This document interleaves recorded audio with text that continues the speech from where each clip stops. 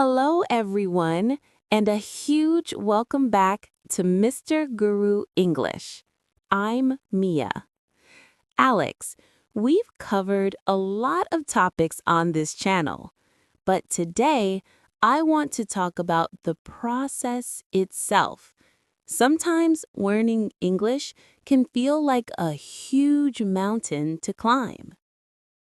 Hello, Mia, and hello to all of our dedicated learners.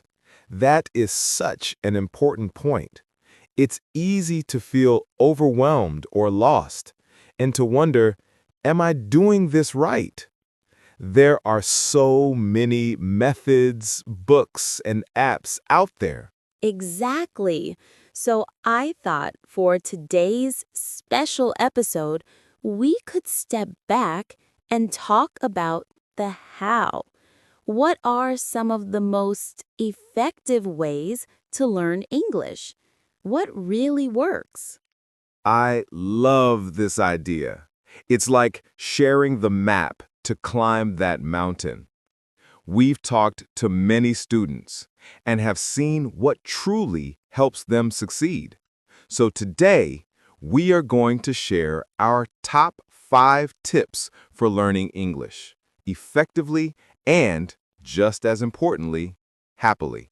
This is going to be so motivating. Let's get started with the first tip. What is the most important foundation for learning any new skill? The most important foundation is consistency. Learning a language is like exercising. Going to the gym for 5 hours on one Saturday won't make you strong, but exercising for 20 minutes every single day will. That's a great analogy. So, you're saying it's better to study for a short time every day than for a very long time just once a week? Absolutely. The goal is to make English a part of your daily life, just like brushing your teeth. This is called building a habit. Even 15 minutes a day is incredibly powerful. Your brain learns best through repetition.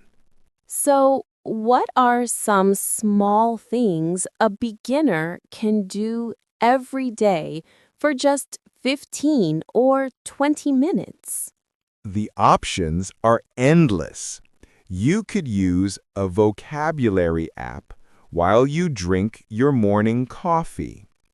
You could listen to an English podcast on your way to work or school. You could watch one of our short videos. Or you could try writing a short journal entry before bed. Maybe just 3 sentences about your day in English. A perfect example. The activity itself is less important than the consistency. A little bit every day. That is the golden rule of language learning. It builds momentum and keeps the information fresh in your mind. Okay, so consistency is rule number 1. But what if studying every day starts to feel boring? How do you stay motivated? That brings us to our second and perhaps my favorite tip. Make it fun by connecting English to your passions. If you enjoy what you're doing, it doesn't feel like studying. I love this idea. So, you're saying I should use my hobbies to learn English? Precisely. Let me ask you, Mia, what are some of your hobbies? Well, I love watching movies, I enjoy cooking, and I like listening to pop music. Perfect. So, instead of watching a movie from your country, try watching an American or British movie. At first, you can use subtitles in your own language. Then, you can try watching with English subtitles. And for cooking, I could find a recipe from an English language website and try to follow the instructions in English. Now you're getting it. You'd learn so much practical vocabulary like chop, mix, bake, and ingredients. And for music, you can find the lyrics online and sing along. It's one of the best ways to improve your pronunciation and rhythm. What if someone's hobby is playing video games? That's one of the best hobbies for learning English. Many video games have a lot of dialogue and text. Simply change the language setting to English. You will be so motivated to understand the story that you will learn incredibly fast. So, the key is to stop thinking of study time as separate from fun time. You can combine them. Exactly. When you're having fun, your brain is more relaxed and open to learning. Okay, so we're learning every day and we're having fun, but my speaking skills are still not improving very fast. I can understand a lot, but I'm still shy to speak. This is a very common problem, and it leads us to our third crucial tip. You must move from passive learning to active practice.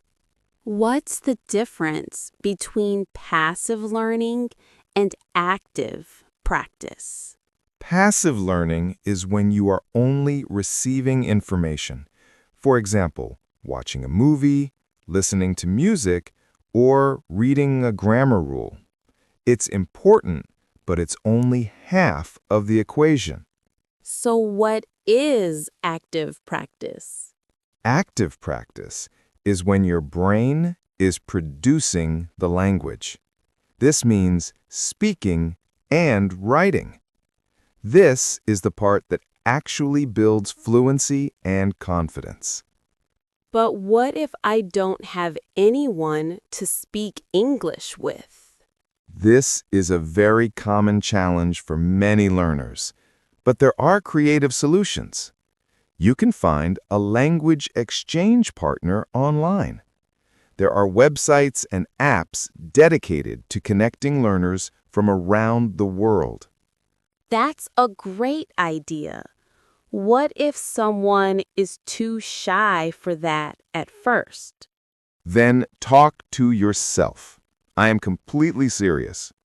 When you are at home, describe what you are doing. I am making coffee now. I am opening the fridge.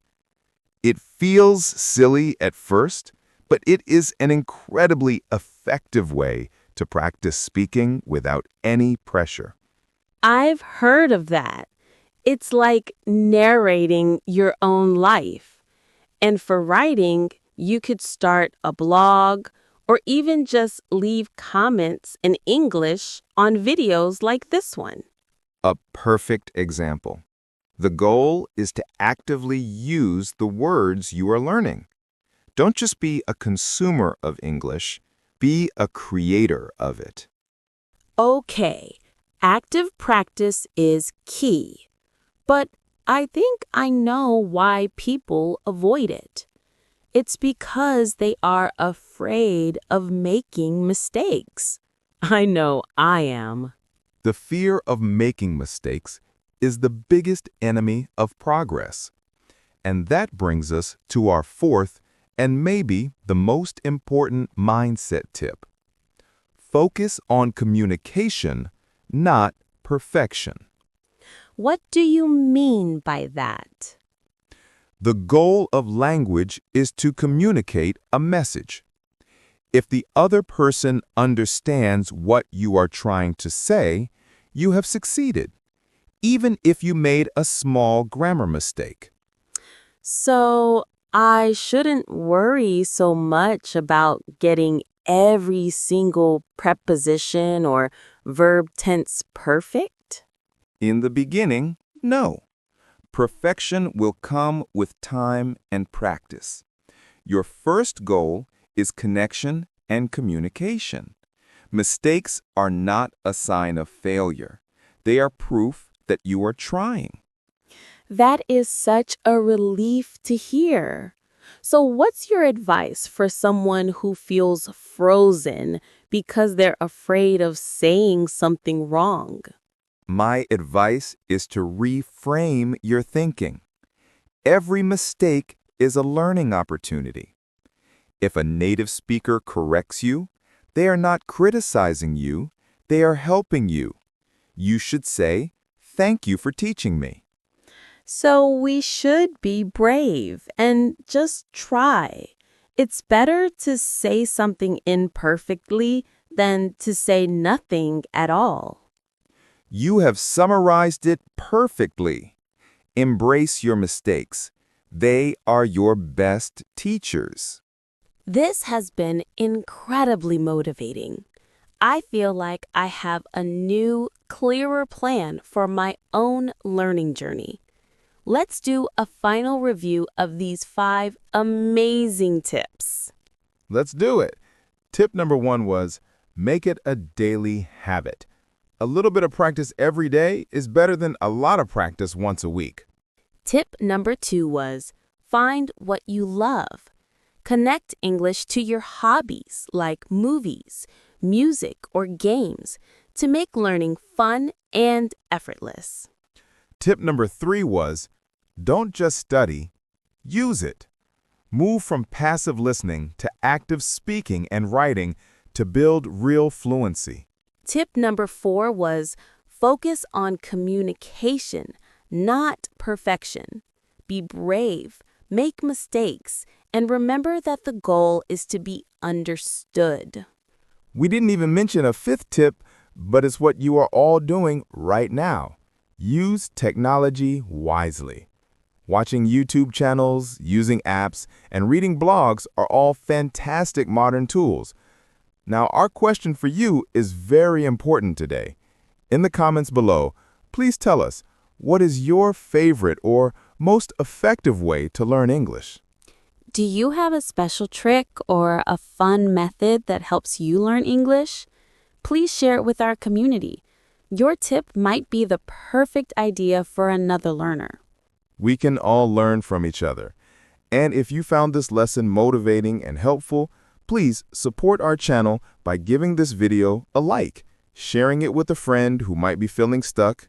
And, of course, please subscribe to Mr. Guru English. We are here to help you on your journey every single week.